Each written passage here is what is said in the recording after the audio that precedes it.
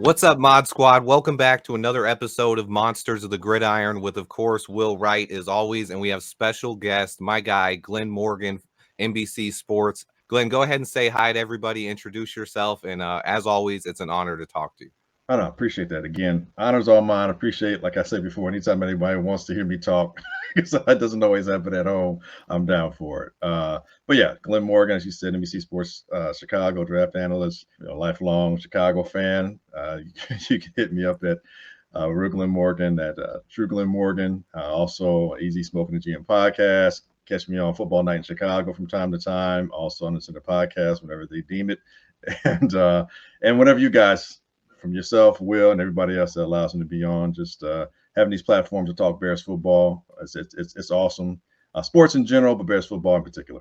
Hey, love it, man. And Will, go ahead and say what's up. I know you're hyped to talk today. He was hyped backstage already. Yes, he was. Again, first and foremost, you have a standing invite. You already know that. So we Appreciate it. just want to bring logical, rational takes, content to the Bears fandom, to the Bears community, because when you're looking at Chicago sports right now, Bears are the talk of the town because, unfortunately, Cubs, White Sox, Blackhawks, Suck. and Bulls, for lack of a better term, Can't even watch the Bulls.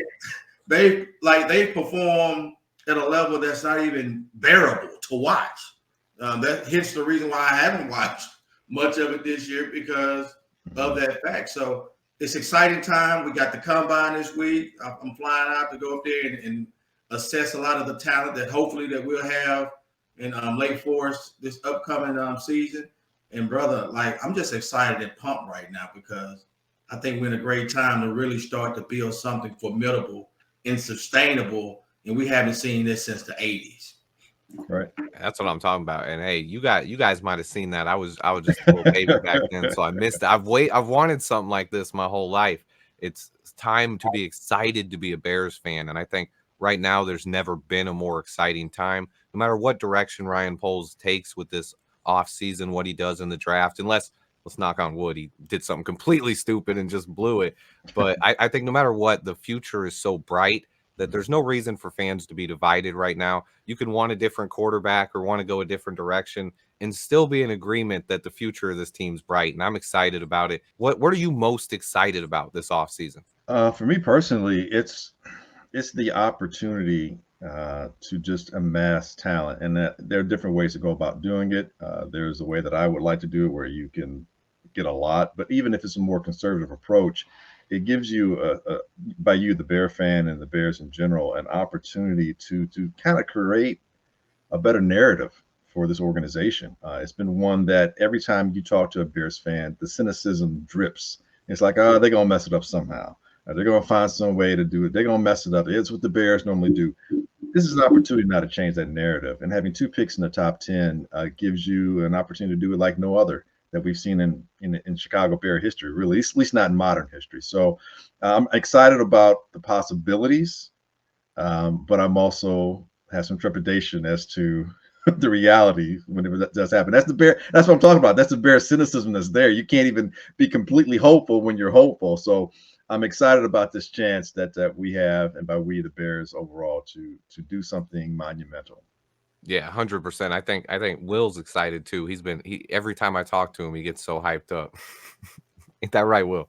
Yeah, you cannot, and we're at a point now where I want to be objective. I want to be on both sides of the argument, so to speak.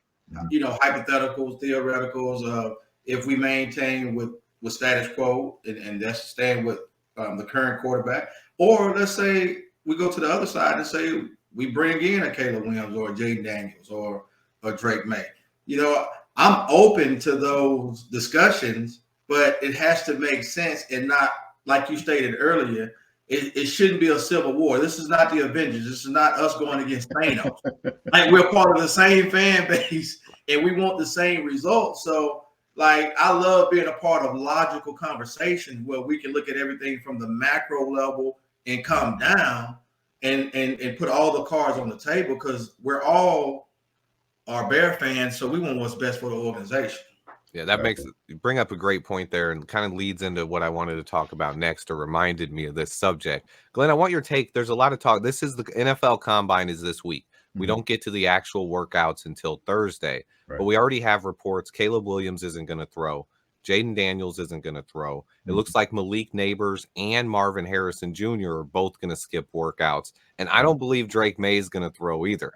I don't think it's a big deal at all. No. But when you look around, that's all people are talking about today. I know it's slow news, but that's something that everyone's talking about. What's your thoughts on them skipping the workouts of the combine? I think if this were the 1980s, it'd be a bigger deal. This isn't new. We've seen this time and time again.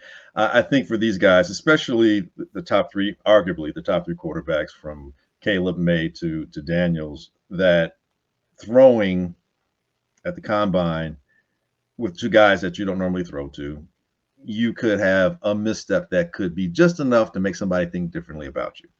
I think there's enough going on right now that they don't have, they being those three athletes, don't have to convince anyone that they can throw the ball and that they can throw more comfortably at their pro day because they're going to have a pro day as well. I think last year was a little bit different. I think those guys had more to prove because the quarterbacks, they weren't seen as highly touted as these three are. Yeah. Not to mention, so I think it's more important for guys like Penix Jr. and Bo Nix, JJ McCarthy, some of those other guys that are potential first rounders to show something and have an opportunity to have a stage to themselves because those other guys aren't there. So I think it's more important for them than if the ones that are already seen as being those top three picks. You can only kind of diminish yourself to some degree. You don't have anything to gain by it, is my point. And even someone like Malik Neighbors or MHJ not going or not participating, again, you don't need to do anything to diminish yourself. And you don't want to hurt yourself. The quarterbacks, it could happen. They might pull a little hammy or strain a hammy running. Maybe you lift it, but the receivers, they're doing all these agility drills and stuff. You don't want to, stretch a ligament, tear a ligament, do anything to Achilles heel, nothing. So you have nothing to gain when you are a top 10 talent, unless for some reason or the other, there are four other guys right behind you, and the thought isn't decisive that you're that top 10 person. So it's much ado about nothing. Yeah, and that another thing there, that with all the stories and things that come out at the week of the combine, the last thing if you're Marvin Harrison Jr. you want to do is run a slower 40 time than Malik Neighbors. Or if you're Malik Neighbors, that's even worse. Because if Marv runs a faster 40 time than you and you're not faster when you're the speed guy, all you can do is hurt yourself in that scenario. And when a 40-yard dash, to me, never a huge deal. It's more of a technique thing and something that you have to get down in a stance. You never do things like that in the NFL. I judge NFL speed by how fast they look on tape. And Marvin Harrison has already been recorded due to sport tracking is running 23.5 miles per hour. So that's sub 4.4 speed. He doesn't need to do anything. They're going out there still to meet with teams, do the interviews. And I Right. think that's what really matters. They're going to get to know the GMs, and the GMs can ask these guys questions and get to know them on a personal level. And I think that's what all these top prospects are doing, because the top of this draft class, like you said, is a lot more elite than last year. There's heavy blue chip talent at the top of this draft. And I think there's like 8 or 9 guys that don't even really need to come to the combine. So that opens up the stage for a guy like JJ McCarthy or Bo Nix to come in and shine when the light is on them brightest, because the other guys are stepping out. So I agree with that 100%. Well, Glenn, like based off what you're seeing right now, because again, I think it's the lull period in the NFL, so people are trying to create and drum up content. And the biggest thing we're looking at is from again the macro level perspective, like what are some areas that you've pegged that need to be filled? And I know we got free agency coming up before the draft, but that you will want to see more youth infusion from the draft so that we can start building a long-term sustainable product starting this year and their own. Yeah, I'd say the overall, the combine is still very important. I think it really is, especially for figuring out layering certain, or tiering, if you will, where certain players are. So you get a better idea of where they're going to be as you draft. A draft like this one that we're having here, as you mentioned, so much blue chip talent at the top and so many quarterbacks at the top. It's not just quarterbacks. You also have some edge rushers. That first edge rusher may not come off the board until maybe when the Bears pick, to be quite honest, at 9, if the Bears stay at 9. So you're talking edge rusher, which is a position that sometimes can go top 5. may not happen until 9, 10, or a little bit later. So, and there's several of those guys. So that's pushing more talent down. It's a very heavy, deep wide receiver draft class. I mean, from the top to the middle to the bottom, from boundary receivers to slot guys. So that's going to push other players down. When I say other players, other positions, the ones I'm referring to would be the ones that are still part of the bulk of what you need to have your team be good. Your linebackers, your running backs, your interior offensive linemen, your tight ends, your safeties. So, and it's pretty decent for cornerbacks, but it's not as deep as it was the past couple of years. So my point being, going to the combine gives you an opportunity to tier where these players are, give you a better idea of where you can get that youth infusion that you were just talking about, Will. And so I look at a guy like, I think we talked about him before, from North Carolina, the linebacker, Cedric Gray, someone like him. He's probably someone who I look at as being a talent that maybe similar to Fred Warner when he was coming out, someone that could be a third round talent, might slide into the mid fourth round, top fifth round, or because of compensatory picks, maybe he might be there a little bit later on as well. So these are players that you need to have, like TJ Edwards, but you have your linebackers that are going to start getting a little bit older, but you get that youth infusion, get guys who are in their early 20s there, and you can develop them. And with this draft class in particular, you're able to get some safeties that are going to fall around. We already lost Eddie. So we have a very young safety, very young secondary unit, but getting someone, you can go in free agency and get a free safety possibly. But if you don't have to, if you can get somebody that's young, you have that opportunity to have the youth in that secondary. And you could have, the Bears have an opportunity to be one of the youngest teams in NFL after this draft is done with. And when you have that opportunity, that means you're able to sustain your continuity on your team a lot better. You're able to give yourself more flexibility when it comes to if you need to trade players, if you're not able to re-sign players, having compensatory picks being done because those players have run the course of their contract. You don't sign them, you still get compensatory picks as well. So I just look at the situation where the Bears have an opportunity in this draft to fill so many needs and not have to use their money towards free agency at all. And so it gives you more money to have for a quarterback, if it's Justin, or whatever other position, if you want, if there's a specific player next year or even this year that you want to be able to go and acquire, you can do so because you have that capital to do it. So I know I'm all over the place with your questions. It's a real long answer to a short question, but it's just, when you say it, the more I think about it, it starts unraveling more and more opportunities and more layered ways the Bears can attack this, reconstitute this team, and be able to be a force, not just someone that's good for a year or two, but be a force going forward in the NFC North. And I think that was perfect. I think the way you layered that, it kind of brought up another point that I wanted to make here. With all of the free agents we have like 19 guys entering free agency. We have about 82 million in cap space entering this offseason, and with quite a few holes. We got at least 3 to 5 holes that definitely need to be addressed. What route do you see Ryan Poles and the Bears taking? Do you see them filling those holes with mid-tier guys on short-term deals to try to enter the draft with ultimate flexibility and not having the glaring weaknesses? I feel like that's what he's tried to do in the past. Or do you see him taking a big shot in free agency, maybe bringing in a big-time center, safety, or defensive end?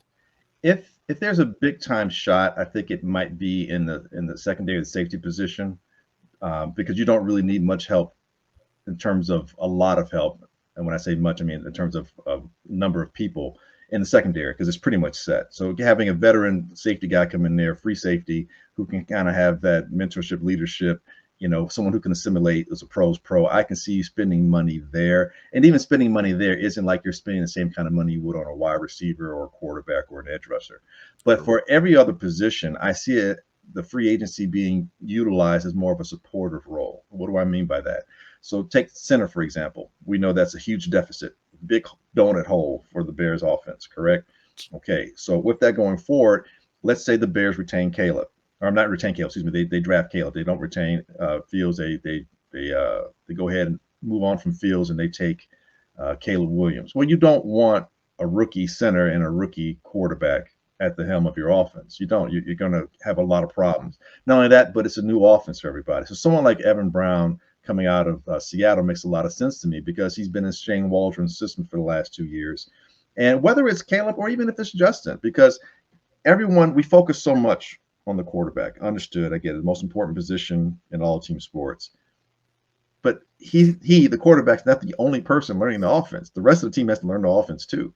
So when you have a center that can come in there that knows the offense, it helps synergize and gets the rest of the offensive linemen in gear, in line together. They understand it better. They can work more in unity, more synchronicity. It also helps the quarterback, whether it's figuring out where the mic is or pass protection schemes. That's the biggest thing right there. We have to change pass protection because blah, blah, blah, or this, that, or the other. It can be done more efficiently and effectively if someone knows what the hell they're doing already. So Evan's not going to cost you a whole bunch of money. Even Connor Williams will cost more. And Connor's coming off an ACL, his second one. Yep. He's still going to cost you more. That's nice. You're getting the athlete, you're getting the name, but do you really need that? No, you need more solidity. And you need something that can solidify that offense. And Evan can do that, but you still draft yourself a center.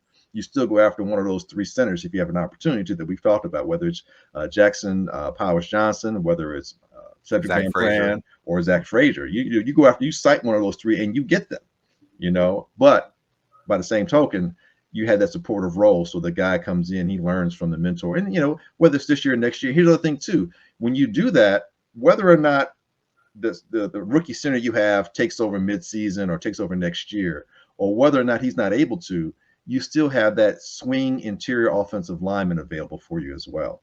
And if he does take over and you've signed Evan for 2 seasons with an option year or whatever the case might be, he provides depth. So it's really supporting. I see free agency this year being used in a more supportive role as opposed to getting that big time target. And that was just an example of what I mean by that. No, yeah, I think that's exactly what he should do. Is we got a few holes. If he could sign a safety at a value, if he could sign a center at a value, and then also bring in either a guard or a defensive end that's a value, not a Danielle Hunter, not anybody big like that. Maybe a Jonathan Greenard or Bryce Huff. Yeah, Bryce Huff's another one. If you can get a guy, you're going to pay him, obviously. You're going to pay pass rushers. But I think that might be the one position he ignores is defensive end. Save that for the draft.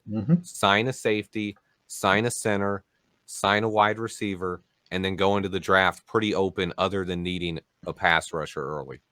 Yeah, and I think it depends on, and we may get a better indication before the draft, depending upon the free agents that are signed. So say, for example, just for S and giggles, let's say that they sign, and I've talked about it before, let's say they signed Drew Lock.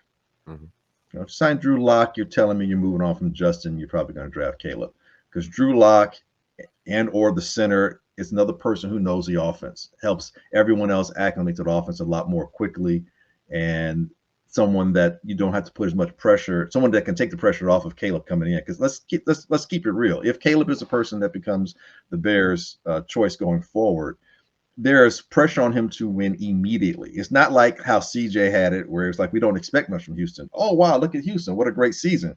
No one expected anything from Houston last year, and people to some extent didn't expect a lot from the Panthers. That's not going to be our situation here in Chicago. Caleb comes in, that means Justin's gone. That means the Eberflus is on the hot seat again. That means this team is saying it's ready to win now because they moved on from a quarterback who they were building with before. And all the hype about being generational, fair, unfair, all the comparisons to Mahomes, fair, unfair, all that's going to be on his shoulders immediately. And so where he may not be set up to fail like Justin was by having no one around him, he may be set up to disappoint. And you don't want to have that situation on his head coming in. So signing someone like Drew Lock or Evan Brown, those are the things that we're talking about here that gives you an opportunity to mitigate some of the drop-off you might have as you're switching. That's, again, if you go with Caleb. If you go with Justin, I still think it's important that you sign someone that can help him. And again, you talked about a wide receiver. Getting a slot receiver that you can depend on, someone that can help Justin who struggles in the middle of the field, is tantamount, because now that takes all the pressure off. It takes a lot of the pressure. I say all of it, but a lot of the pressure off of Cole Kmet. You have somebody else in the middle of the field that can operate, that can clear out underneath and give him an opportunity to do something, or vice versa. Maybe a second tight end, as we talked about. Tonyan didn't work as well as we thought he would, but signing a second tight end, that's someone else. Noah Fant. No, another Seattle guy. Seattle guy. Yeah. So, and it's not, and we've seen this before where coordinators, whether it's offensively or defensive coordinators, they leave and they bring players with them that understood some of their system. So it helps them be able to tutor it, teach it. And it's a lot less difficult, or becomes a little bit less difficult, in terms of people being able to understand it. Because it's one thing I can tell you, but when I can see another player do it, that helps me understand a little bit. People learn differently. Some people can learn watching, some people can learn doing, vice versa. But it just improves your chances of everybody being on the same page a lot sooner. Yeah, and I think what you said goes right into my next point here. I mean, Tyler Lockett, another guy. If we brought in a receiver like Tyler Lockett, then you'd know Darnell Mooney's not coming back. And I think this year that is our biggest position of need, wide receiver. So I think although I think the draft is so deep, I would probably just ignore it in free agency. And if you end up not getting the receivers you want, you could probably still sign someone later on that could be a number 3 or a number 4. I would save it for the draft because this draft is special at wide receiver. And Yeah. you said it, slot guys, there's so many of them. Do you have any favorite slot guys that could come in for the Bears? Malachi Corley. Oh, I'm big on that dude, the Yak King. the Yak King, baby. Yeah, I mean, he reminds me a little bit of Jarvis Landry. Okay. I think maybe a tad bit, a tad bit more straight line speed. I think laterally they're a little bit close, but they both play strong. You know what I mean? For guys who aren't necessarily quote unquote large size guys, they play with that tenacity and that assuredness on the field to where you come my way, you're gonna feel me. I'm gonna run past you, I'm gonna run through you, however it's gonna happen. And we need that, when you're getting those tough yards. We saw a lot of that with Zay Flowers, not the biggest of dudes, but he's so aggressive in how he comes at you, it gets you on your heels. And then he's so quick. There's ways you can attack a person. You can attack them physically, you can attack them with your speed, you can attack them mentally, how you set them up. And so finding a player that can do that consistently in the slot position when you need those tough yards, those yards in the middle, we haven't had that. And Justin needs more help in that regard because he does struggle with the middle of the field. So I think it's imperative that we do get someone like that. So yeah, I'm a big fan of Malachi Corley, no doubt. He's one of my favorites for sure. Yeah. Yeah. So yeah, but in this bound, but like you talked about before, there are a lot of receivers in draft. I believe the Bears should double draft. A double when it comes to receivers. If you're able to get Marvin Harrison, fantastic. But if not, I don't necessarily want neighbors because I've said it before. We already have them. He's DJ Moore. I want difference in my receivers. I want some variance there. But you've got some big receivers and Dunze, Keon Coleman, Brian Thomas Jr. You've got guys with size, speed, and length. Someone like Tez Walker is dropping to some degree because he did not have a good Senior Bowl situation. He was dropping passes. Yeah, he was dropping passes. We had too many drops. Yeah, but who do we see as a rookie before the season? Chase. Yes, exactly. I already knew where he was going. Yeah, it happens all the time. Drops are something is he always dropping stuff on tape, or is it just something he struggled with? His concentration or his head wasn't there. Who knows what happened? But he had a bad week for sure. Right. But other than catching the ball, he did everything else very well. Right. So. Yeah, so someone like that, you might, and this, it's not a lot of pressure on him if he's the third or fourth or fifth receiver per se. He's your second receiver that you're drafting in the fourth round. So there's not as much pressure on him to come in and have to do something. So yeah, and there are a whole host of other wide receivers out there. There really are. I mean, a guy like Troy Franklin, he'll probably be the late first round, but you never know. The draft goes a little funny, guys. Some teams trade back into the first round to get a specific player because I didn't think he would be there. So Troy kind of falls down a little bit. Maybe he's there. You get a guy like Adonai Mitchell. You get Xavier Worthy. I mean, I would have a problem with him. That's that kind of person who attacks you differently, not through his physicality, but his speed. He's on top of you so fast. You put him in a slot, and you've got Dunze on the outside, and you've got DJ on the side, and you got your tight end, or maybe you're going 4 wide receiver, and let's say Tyler Scott does a little bit better this year than he did last year. I mean, Shane Waldron's a big play type kind of coordinator. It makes you start thinking that, you got something here. And again, whether it's Justin or whether it's Caleb, I think that's still serviceable for either quarterback. Yeah, 100%. I think people talk too much about the number 1 pick. Is it going to be Justin? Is it going to be Caleb? So I want your thoughts on what I think. The number 9 pick. What is your favorite thing to do with that pick? I know a defensive end, obviously. You can take the best defensive player in the draft. You can get whoever's left out of those 9 or 10 stud offensive players, or you can trade down because teams are going to want to move up. to take the best defensive player or to get a Brock Bowers or whoever falls, Olu Fashanu or something. So where would you what's your preference Yeah, with the number it's a 9 pick? great question. It all depends on what you do with the number 1 pick, to be honest with you. It really does. Yeah, true. Let's say for instance, I got a scenario that I'm working out that I'll be talking about soon, where I'm trading from 1 down to 2. Okay, I'm not going to double trade down. I'm just trading down from 1 to 2, just trying to be conservative, keep it simple. And with that being said, that means obviously I'm keeping Justin, and who I'm taking that to is Marvin Harrison. I got the receiver out the way. I'm good. Now at 9, I'm like, if Brock Bowers is there, that's nice. That is tempting because he might fall. Or I say fall because I have him going a little bit higher, but he may be there. I shouldn't say fall, but he may be available.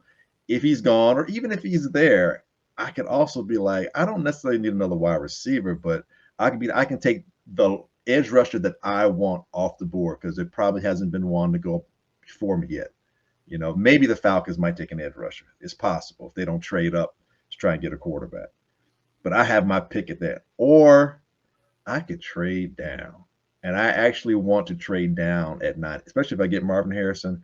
I want to trade down because a lot of that pressure about what I might need offensively has just really been lifted off my shoulders and onto his shoulders because I think he's good enough, especially with what we already have on offense. But that helps solidify.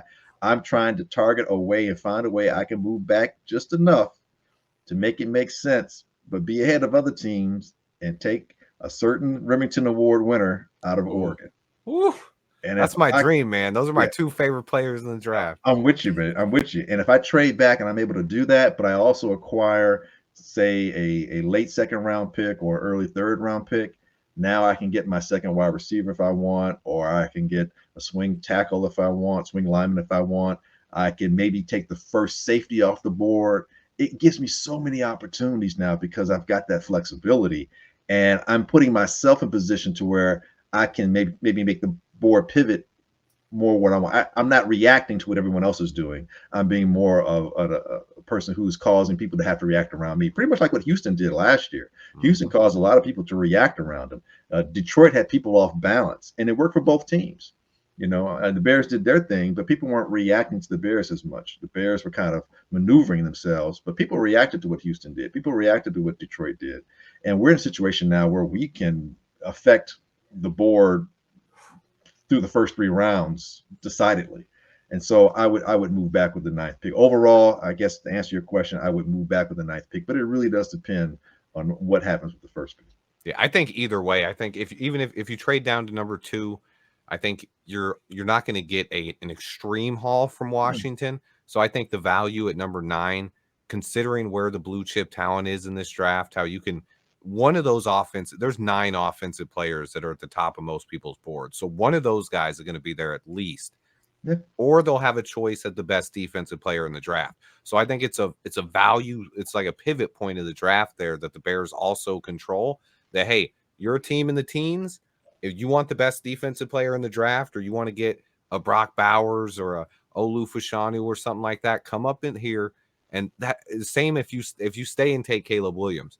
We obviously need more draft picks then as well because we didn't trade down from number 1. So I think at that point, unless Rome Odunze falls to 9, or then I'm trading down no matter what if we take Caleb, because we'll need extra picks at that point. But the Justin route as well. If you get Marv, obviously we'll get some picks from Washington. But I think the 9 spot is just such a great spot that I'm trading down. And if you can get JPJ as well, that's the dream, man. That's the dream. Will, what are your thoughts on? Or go ahead, Glenn. I'm sorry, Rick. I should say what's really cool about it is because you're at 9, you can still, as you're negotiating, hey man, you want to move into the top 10, it's going to cost you a little bit. You still are in a position where you can demand just a little bit more, so to speak. And there may be some teams that want to jump because say you're Denver, but Denver doesn't want to move from 13 or 12. I think they're 12. They want to move from there all the way up to 1 to have to trade with Chicago. But moving from 12 to 9, I don't have to give up as much. And maybe J.J. McCarthy moves up enough, does enough that convinces them that that's a player that they want to go. And so they get him before the Vikings make a move to get him, or they get him before the Raiders put a package together. So being at 9 still gives it an opportunity, like you mentioned, whether it's, offensive lineman or whether it's a quarterback or something someone sees that they much rather deal with going a shorter distance from, you know, 9, from say 12, 13, 14 to 9, as opposed to 12, 13, 14 to 3, 4, 2, or 1. 100%. What are your thoughts on that, Will? What do you think with that 9 Well, pick? Glenn, that last take he just provided was the one I was going to hit on. If we had 9, J.J. McCarthy more than likely would still be on the board. And I'm looking after that number 9 pick, who's still needing a quarterback? The Jets, the Raiders, the Broncos. So they're going to be more inclined to come up to number 9 and take a flyer on J.J. McCarthy. And like I said, that'll push us back further enough to still be in that target range to snatch up JPJ, which the more and more film I watch on him, and then like I said, we saw him in the Senior Bowl doing his thing. I'm thoroughly impressed. But you also know we can't get JPJ. I be leaning at the edge, and you know who I got number 1 as far as edge, Jared Verse. So I would be. He's got Florida State bias, Glenn. Will's got a heavy Florida State bias. He likes everybody from Florida State, okay? Will would do a mock draft where he's like, hey, give me Jared Verse, Braden Fisk, Keon Coleman, Trey Benson, Jaheim Bell, and I got to get my guy Jordan Travis. But it's like everybody that's coming out, Glenn, from Florida State this year, they feel an actual definitive need that we have. And if we can get a Jordan Travis in the 4th or 5th round, if you go look at his tape, the anticipation, the mobility, the accuracy, like the kid, he's a baller. And to be able to get him in the 4th or 5th round because of, you know, that grotesque injury that he went through, like he would definitely be a good nugget. Kind of what Detroit did with Herndon. I was just getting ready to say that. Hendon Hooker. Yep. So he can sit. Yeah.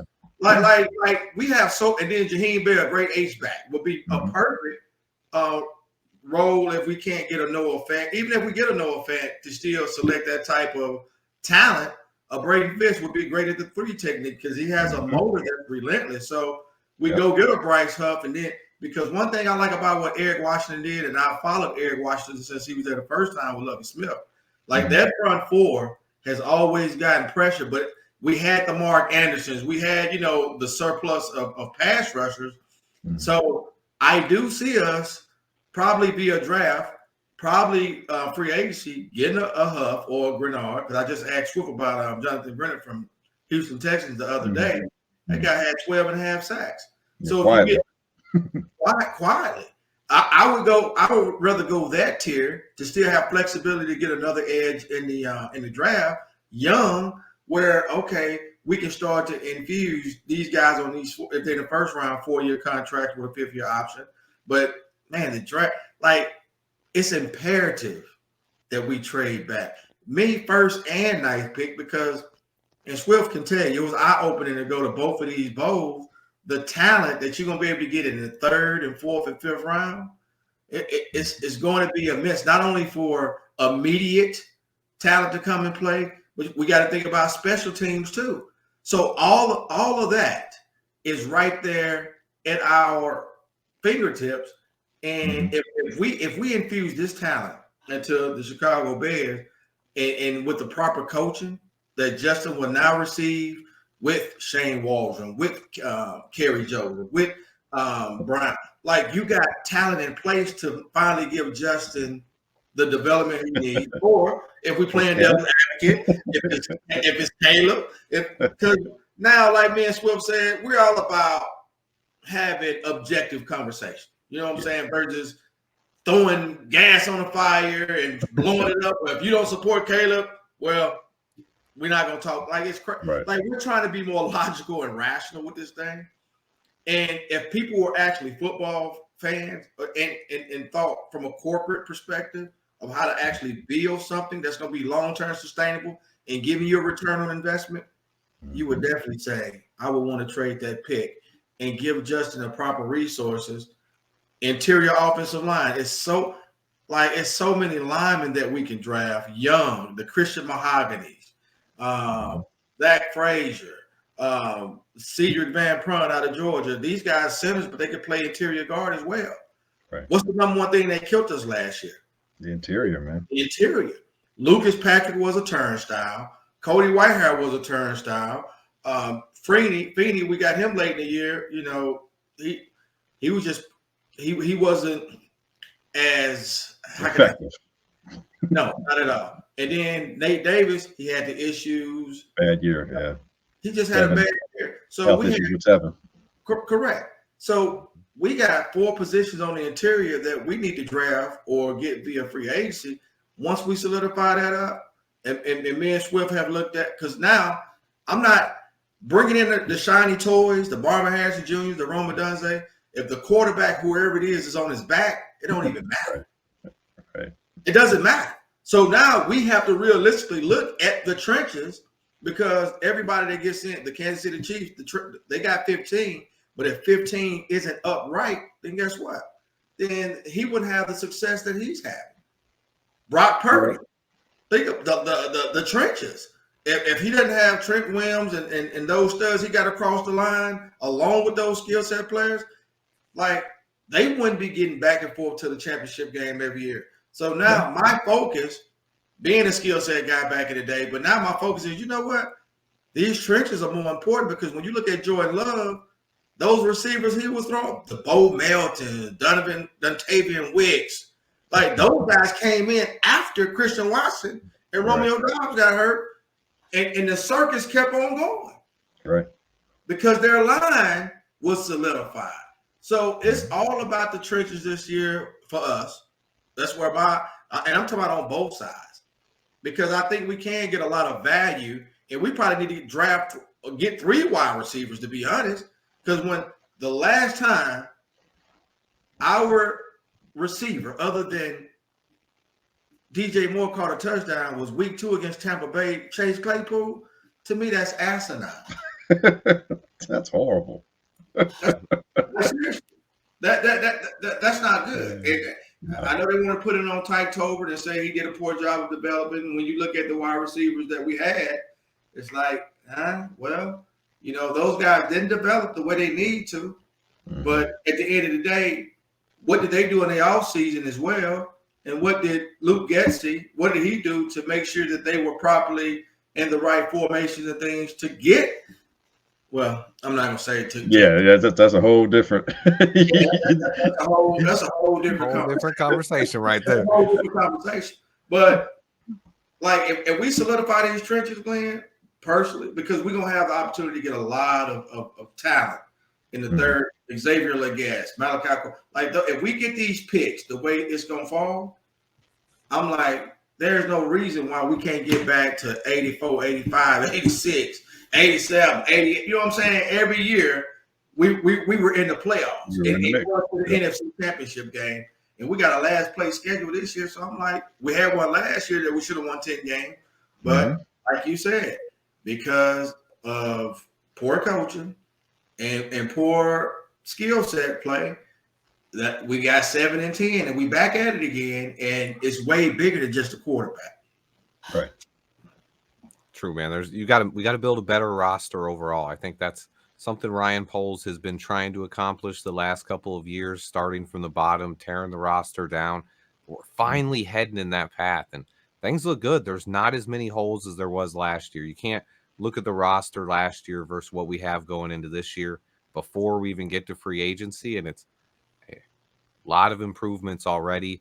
Montez Sweat really changed this defense, made us a top 10 unit.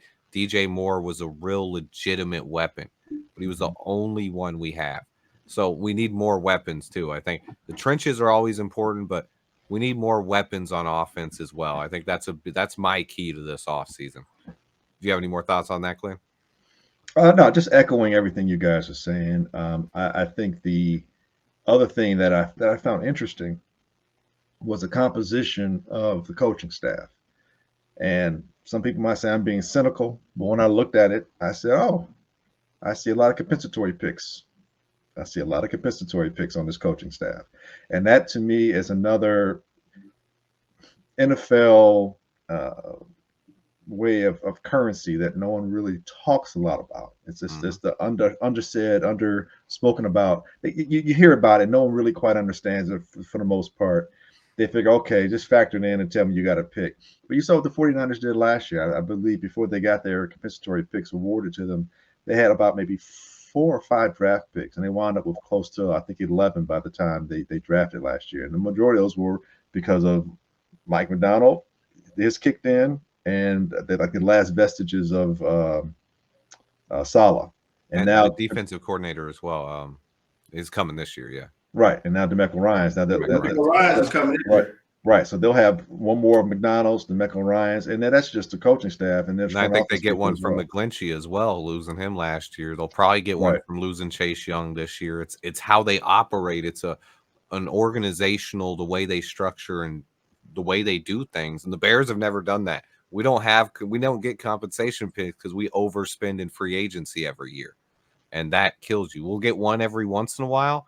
Right. But I mean, the Niners got more last year than we've gotten the last 10 years combined. So Exactly. And you see the Chiefs are doing the same thing, and that's what winning teams have to do, because they can't afford the free agency, because if they're paying their quarterback, that's a big chunk of their money right there. So they have to get used to doing draft picks. Well, sometimes you're losing players, so you need to have something to help. And you're not going to spend it you don't have the money to spend it on the players, so you need the compensatory picks. Tariq Hill, losing polls, the Chiefs have been able to benefit from those situations. And you look at, I think McDuffie was a pick because of Tariq Hill being gone. So you're able to really restock. And if it works out well for you, you can have a draft class where you're bringing in, 11, 12, anywhere from 10 to 13 players. That's a lot. Or you're not bringing those players, but you're just packaging them together, and you're moving up. You're moving up around the draft board. It just gives you so much more. Can maneuver anywhere you want. Yeah, having those extra picks allows you to get your players instead of sitting there and hoping someone falls to you. You can move up, and then next time you get on the board, you're like, hey, I have 5 or 6 players I like here. I'm going to move down and get a couple more picks back and still land one of the guys I want. So it just gives you that ultimate flexibility, and I think that's what gets me most excited about this offseason. Yeah, so that's the one other thing, as far as this, I looked at that coaching staff, and someone said, "Man, that's real cynical." I'm like, "Hey, look, man, I've been a black man in America my whole life, so I'm going to be one until I'm gone."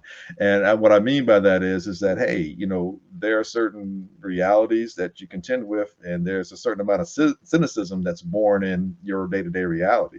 So I look at that. It's not a negative thing when I say that, but I look at it, I'm like, I can see where this can really be beneficial down the line. Don't forget, Ian as well. He's Poles' second-hand man. Once he leaves and goes on to become a GM, that's 2 years of compensatory picks you're getting along with him as well. So yeah, and the new running back coach, African-American female. So yeah, the Tampa Bay Buccaneers have some of that collateral as well, if any of those guys should move on. So yeah, man, it's you got to take everything you can use as a tool, utilize it, and do it in a way where you can leverage yourself to be in the best possible situation and continue to be so. And I think Poles is pragmatic enough to do that. He's an implacable person. He can't quite get a read on his face. He has a very good poker face.